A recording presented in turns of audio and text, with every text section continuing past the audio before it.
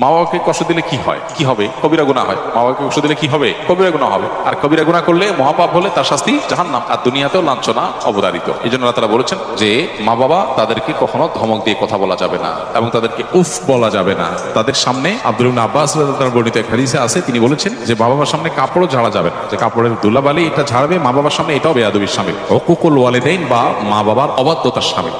তাহলে কতটা নম্রতা তাদের সামনে দেখাতে হবে। আমরা আজকাল ছাত্ররা, অনেক ছাত্ররা শিক্ষকের সামনে যেরকম মর্যাদা দেখায়, যদিও সেটাও আজকাল হারিয়ে যাচ্ছে, মাদ্রাসার ছেলেদের মধ্যে এখনো আছে, ওস্তাদের সামনে যেরকম মর্যাদার সাথে বিনয়ের সাথে নিজেকে উপস্থাপন করে মা বাবার সামনে সেরকম থাকতে হবে। আমাদের হলো মা বাবা হলেন এমন মানুষ যার সাথে সবসময় 24 আওয়ার্সে যে কোনো সময় ঝাড়ি দিয়ে কথা বলা যায়। বিশেষ করে মা মানুষটাই এমন, আমরা মনে করি যে চোখ বন্ধ করে অটো ঝাড়ি দেওয়া যায় যাকে, তিনি হলেন কে?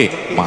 অথচ সবচেয়ে বেশি রেসপেক্ট, সবচেয়ে বেশি সম্মান পাওয়ার কথা তারা। তাদের সামনে মাথা উঁচু করে উচ্চ গলায় কথা বলারই কথা। কিন্তু আমরা নিয়মিত নামাজ কালাম পড়ে অনেক তালেব ইলমও আছে মা বাবার সামনে এরকম আচরণ করে। ওস্তাদের সামনে বিনয়ী, মা বাবার সামনে দুরাচরণ করছে। ওস্তাদ এত বিনয়ের হক রাখেন না। ওস্তাদের এত অধিকার নাই যত অধিকার কার আছে? মা বাবার আছে, কিন্তু সেটার খবর নেই। আমরা অনেকেই এক্ষেত্রে ভুল করি।